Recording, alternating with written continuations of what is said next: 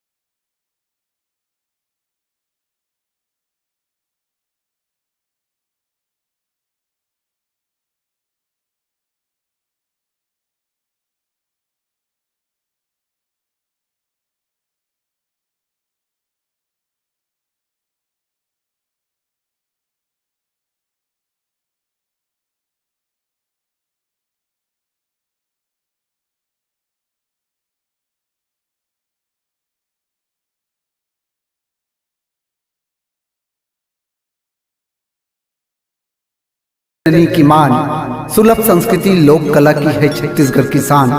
छत्तीसगढ़ी लोक कला मंच मया के गांव ग्राम दरगाहन तहसील नगरी जिला धमतरी आप सबके हार्दिक अभिनंदन करते। सादर जय जोहार। बांधव बंधना मया के डोरी होवे सुमत के गुहार। झोंक लेओ जम्मो संगी संगवारी फागुनी साथ के जय जोहार। संगवारी हो छत्तीसगढ़ी लोक कला मंच मया के गांव के जम्मो कलाकार डहन ले आप सबला गाड़ा गाड़ा जोहार बधाई।